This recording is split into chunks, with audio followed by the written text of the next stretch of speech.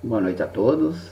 É com alegria em nossos corações que estamos hoje aqui para nós falarmos um pouco sobre os ensinos do Mestre Jesus, essas sementes de amor trazidos para nós, para nossa compreensão e nossas melhoras íntimas. E assim, nós vamos fazer uma pequena prece para nós iniciarmos o trabalho desta noite.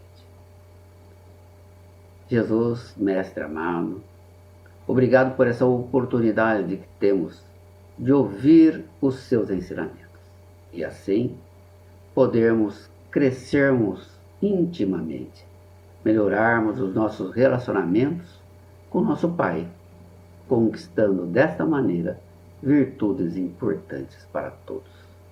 Mestre Jesus, fique conosco nesses momentos tão importantes. Obrigado.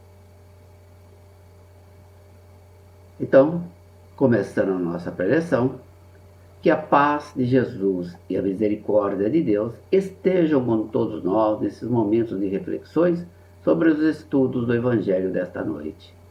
O simples fato de estarmos reunidos para ouvir as mensagens de Jesus, já somos abraçados e abençoados pela misericórdia do Pai, pois estamos dando os primeiros passos em sua direção. As mensagens de Jesus são aplicadas em todas as épocas, levando consigo as verdades eternas, transmitidas de vários modos e várias maneiras, desde os tempos dos profetas.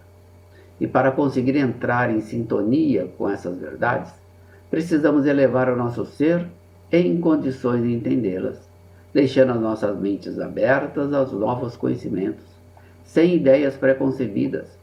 Necessitamos de estar em uma posição de humildade, e quem quer aprender e entender, além das palavras que saem da boca. Com o sentimento de mais aprender, iremos finalizar o capítulo 18 do livro Evangelho segundo o Espiritismo, que tem como tema principal muitos chamados, poucos escolhidos. Aprendemos na semana passada que Deus convida todos os seus filhos para o banquete da união com toda a humanidade, com o objetivo de alcançarmos o reino dos céus, onde encontraremos a plenitude espiritual, a paz de consciência, quando o alimento espiritual, as leis divinas, forem assimiladas em nossos corações e mentes. É necessário, antes de tudo, purificar o coração, vivenciando a lei do amor, a lei maior, para com todos os nossos semelhantes. Fomos orientados também a vestir a veste nupcial, isto é, sermos humildes, amorosos, ter boa vontade em encontrar a verdade e, principalmente, colocar os ensinos em ação no amor ao próximo. Porque chamados somos todos nós que recebemos o convite divino para a vida. Porém, o escolhido dependerá da postura de cada um, de como iremos escolher caminhar nessa vida, que caminho queremos seguir, da felicidade ou dos desabores da vida. E o único caminho que nos leva à felicidade futura é através da vivência do Evangelho, uma doutrina de amor que nos aproxima de Deus. E cabe a nós escolhermos em segui-lo ou não, dependendo do nosso entendimento, do momento do nosso despertar. Muitos os chamados e poucos os escolhidos. Esta frase nos remete de imediato a um questionamento. Por que muitos são chamados e poucos os escolhidos? E para compreender esta afirmativa, devemos refletir sobre o que somos chamados e por que poucos são escolhidos. Quais critérios levam a esta escolha? E vamos buscar a mensagem de Jesus, transcrita pelo evangelista Mateus, para entender esta frase. Em seu Evangelho, no capítulo 7, versículos de 13 e 14, nos revela o seguinte ensinamento de Jesus. Entrai pela porta estreita, porque larga é a porta, espaçoso o caminho que leva à perdição, e muitos são os que entram por ela. Que estreita é a porta, e que apertado o caminho que leva para a vida, e com poucos os que acertam com ela. Ao ler e ouvir esse convite de Jesus, vamos buscar o entendimento do caminhar das almas, nessa escola abençoada chamada Terra. Entrai está no imperativo. Seguir ou não esta orientação depende do uso que fizermos do livre-arbítrio. Mas uma coisa é certa: Jesus, como melhor amigo, só nos aconselha ou induz para o que é conveniente. Entrai pela porta estreita. O Mestre utiliza de maneira simbólica a figura da porta que todos nós conhecemos. A porta constitui uma abertura na parede que separa dois ambientes, deixando livre o trânsito entre eles. A casa onde se situa a porta pode ser representada como sendo o nosso interior. Mas aqui, Jesus adiciona uma palavra para uma melhor visualização desta porta, ou seja, porta estreita, apertada, e que são poucos os que aceitam abrir e penetrar no recinto que nos leva a esta porta. A porta estreita é o único caminho que nos conduzirá a Deus. Quando rejeitarmos o convite fraterno para a porta estreita, o tempo e a dor a ela nos conduzirão por misericórdia divina. A porta estreita simboliza a difícil caminhada do Espírito em busca de luz. É este convite que Jesus faz a todos nós. Por isso, muitos os chamados, significando que nós, como humanidade, somos chamados, convidados a transpor a porta estreita. E Jesus nos informa ainda que muitos dos chamados preferem seguir a porta larga. A porta larga é o roteiro fácil do espírito pelo caminho do erro e da perdição. A porta larga expressa o nosso desequilíbrio interior, com que nós somos forçados à dor da reparação, com lastimáveis perdas de tempo. Poucos os escolhidos, porque apesar do convite de Jesus, ainda preferimos os gozos passageiros da felicidade material. Jesus explica que na porta larga o caminho é espaçoso e nos leva à perdição. Perdição? Perdição é ter a certeza de que podemos fazer qualquer ato, sem refletir sobre as consequências.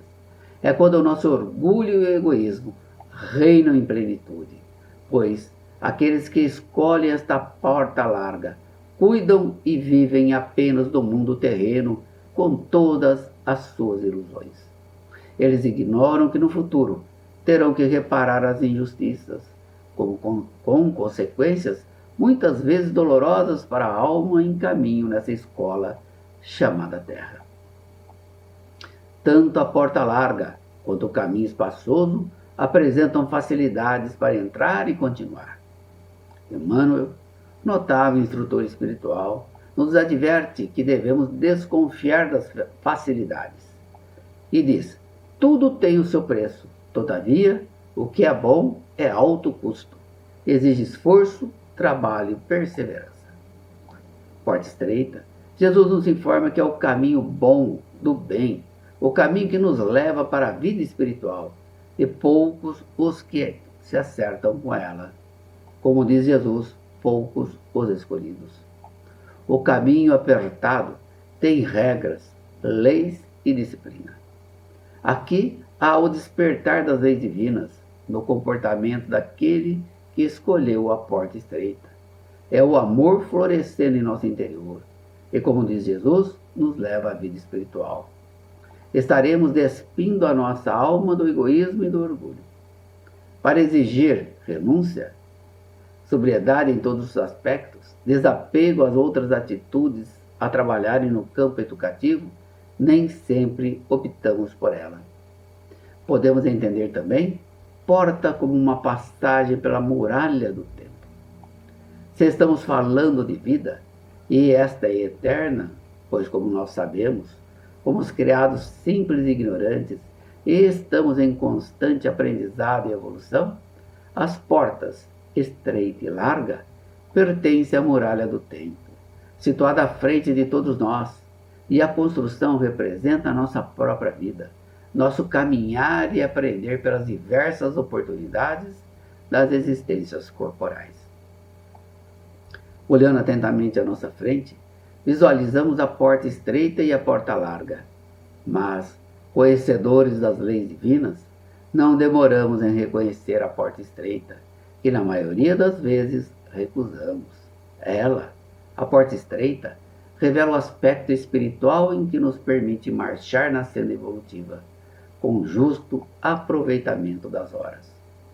Estreita é a porta da salvação, porque o homem deve realizar grande esforço sobre si mesmo para vencer suas más tendências, na intenção de transpor ao lado o que poucos de nós se resignamos a fazer. É o complemento da máxima: muitos são chamados e poucos os escolhidos. Salvação significa, em nosso estudo, o esforço para caminhar rumo ao desprendimento material. A escolha é livre e a porta estreita nos leva ao crescimento espiritual num processo lento de burilamento, isto é, impregnar lentamente no espírito os preceitos cristãos. Quando escolhemos a porta estreita, a mais estreita de todas as portas, precisamos passar pelo fundo da agulha, despojando-nos de tudo que temos e ficando só com aquilo que somos. Disse certa vez o Mestre Jesus: quem quiser ser meu discípulo, renuncie a tudo que tem. É este ser despido, livre de todas as impurezas do ter, transpondo para a vida espiritual, mesmo encarnado. É o passo decisivo que leva à vida eterna. É quando largamos o nosso orgulho próprio e deixamos o materialismo para trás, ouvindo os nossos corações. A porta larga revela nosso desequilíbrio interior, a que somos forçados à dor da reparação com lastimáveis perdas de tempo. Larga é a porta da perdição, porque são numerosas as más paixões e maior número dos seres humanos envereda pelo caminho do mal e, portanto, é a mais frequentada. Este é o estado atual da humanidade terrena, porque, sendo a Terra mundo de expiação, nela ainda predomina o mal. Quando a Terra se achar transformada em um mundo de regeneração pela sua evolução natural, a estrada do bem será a mais frequentada. E diante das duas portas, temos o passado e o presente de nossas vidas. Após a passagem por elas, o futuro e a eternidade. Ou seja, do lado de cá, a sementeira do hoje, do lado de lá, a colheita do amanhã. A transposição de uma das portas é ação obrigatória para todas as criaturas, que sabe ser a porta larga a entrada na ilusão. Ilusão do nosso orgulho, do nosso poder, ilusão do nosso egoísmo, do mundo girar somente para nós. Ou ainda, esta é a porta dos caprichos enganadores da vida material, e a saída será pelo reajuste e pela dor. A porta estreita é a porta do serviço e da dificuldade, ou seja, é a saída do erro e, portanto, a entrada na renovação espiritual, a participação no banquete divino. A porta estreita é o privilégio, mas conquista acessível a todos nós, uma vez que o progresso está na lei de Deus e no dicionário divino não existe o termo privilégio. Numa outra passagem do Evangelho de Jesus, Lucas, no capítulo 12, versículos 41 e 48, nos ensina: o servo que souber da vontade de seu amo, e que, entretanto, não estiver pronto e não fizer o que dele queira o amo, será rudemente castigado. Mas aquele que não tenha sabido da sua vontade e fizer coisas dignas de castigo, menos punido será. Muito se pedirá àquele a quem muito se houver dado, e maiores contas serão tomadas àquele a quem mais coisas se acha confiado. Fica claro nessa passagem que todo aquele que conhece os ensinos do Cristo e não os pratica é certamente culpado pelos seus enganos. Mas essa advertência de Jesus não é somente para as pessoas que estão dentro de seitas cristãs.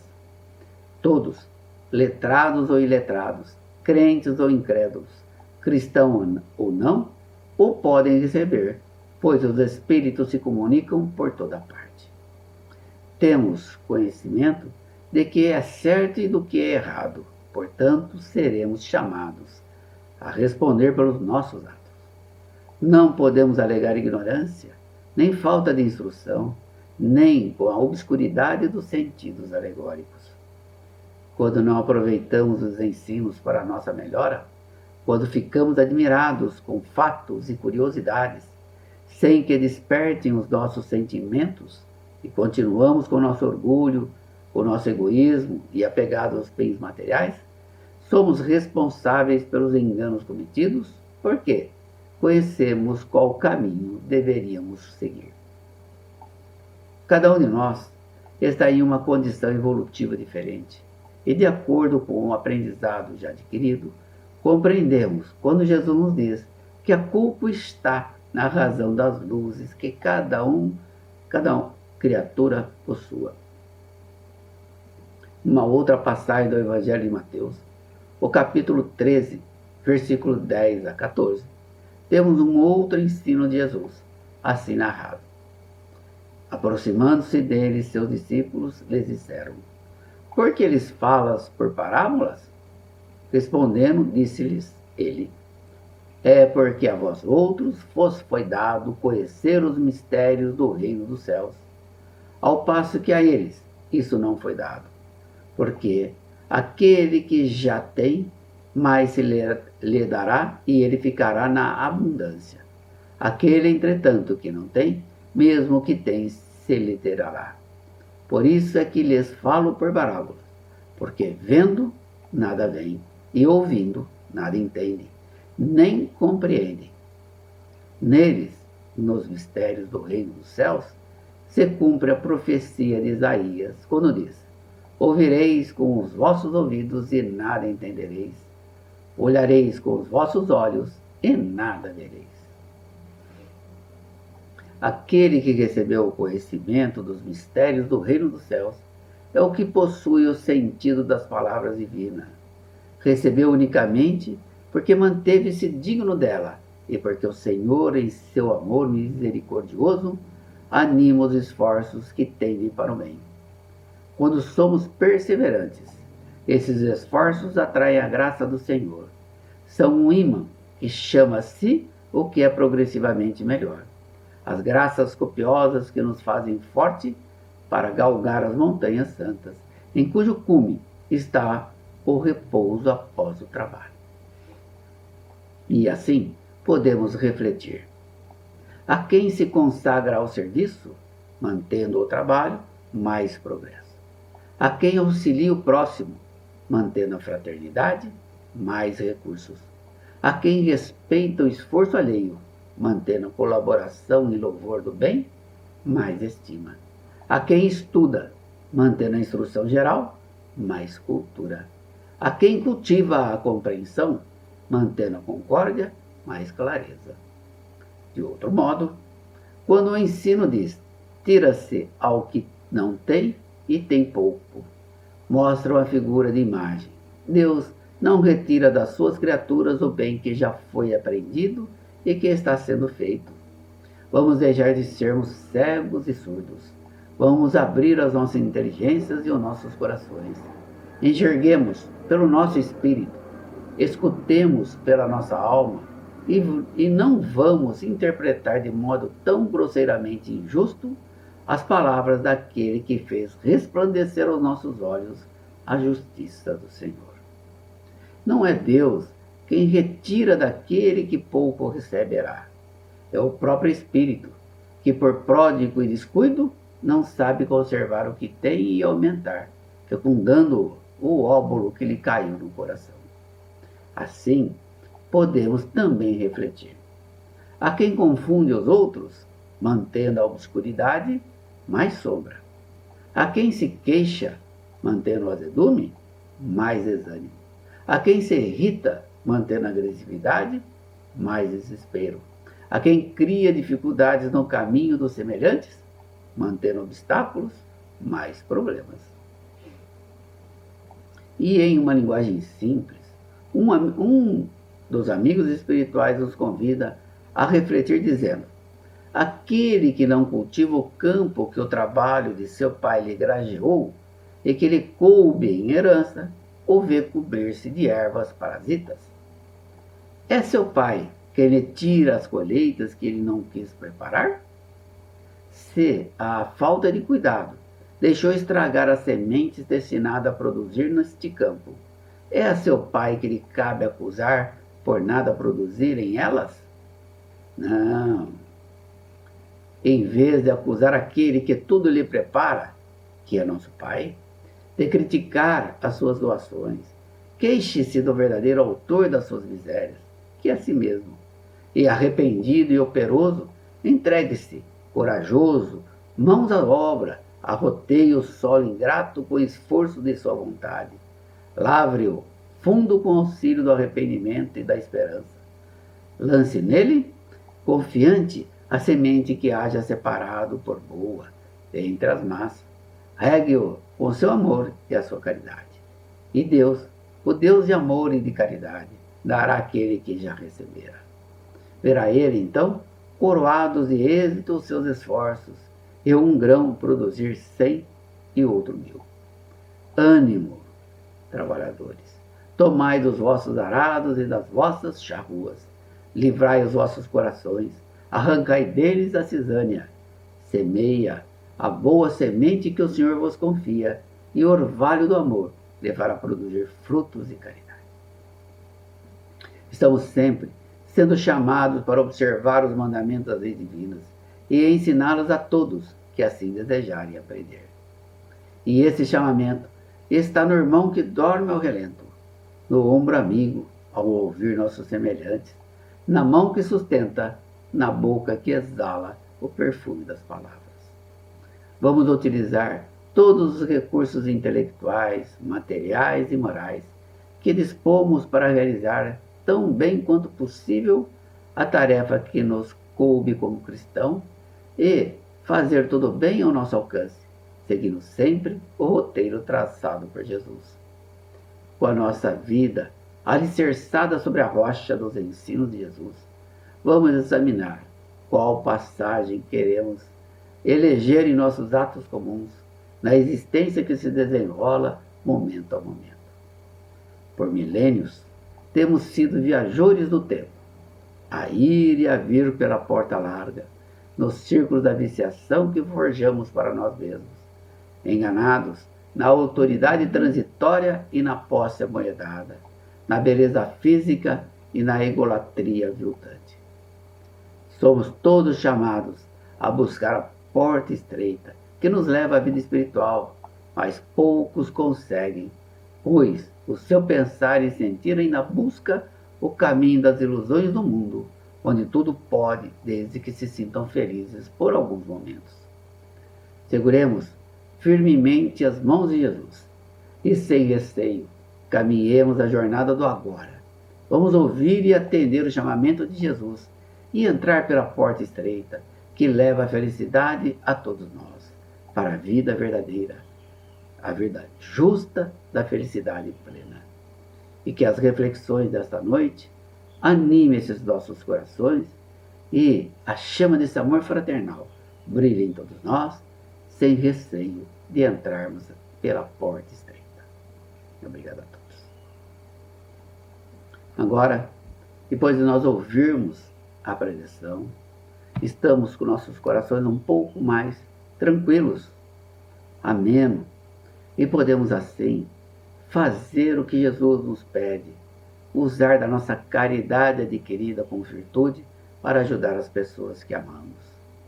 Então, vamos fazer a nossa vibração, pedindo encarecidamente a Jesus, nosso Mestre, que nos auxilie e caminhe ao nosso lado nesses momentos.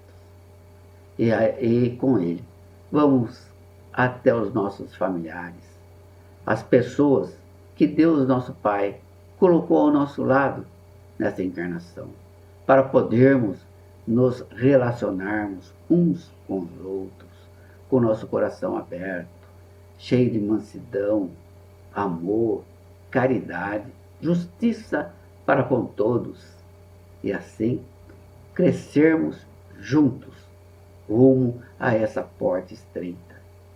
Vamos também abraçar mais de perto em nossos corações aquele familiar que temos um pouco mais de dificuldade, mostrando a ele nosso sentimento de carinho, de amor, que apesar das nossas diferenças, nos amamos em Cristo. E esse amor nos fortalece a ambos a caminharmos em rumo ao Pai. Vibremos então pelos nossos familiares.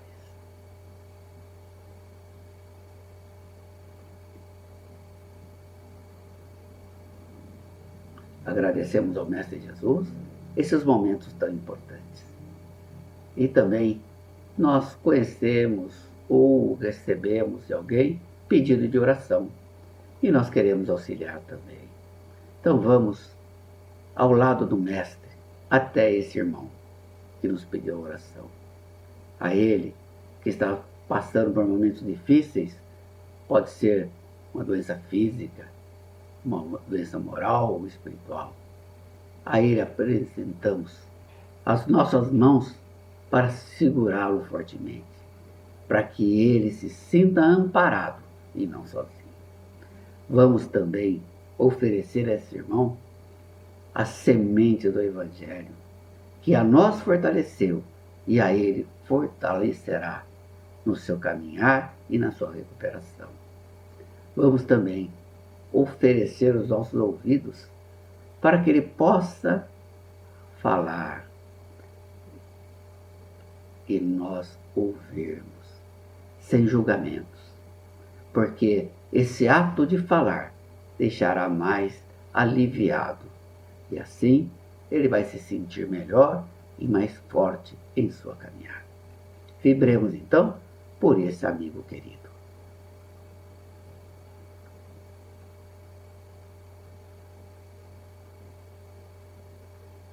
Agradecemos ao Mestre Jesus essas oportunidades tão importantes, que é a nossa doação de amor, dessa virtude tão importante a todos nós, que é colocarmos esse amor em movimento a favor do nosso próximo. Obrigado, Mestre Jesus, pela sua companhia. E a todos vocês pela companhia até esse momento.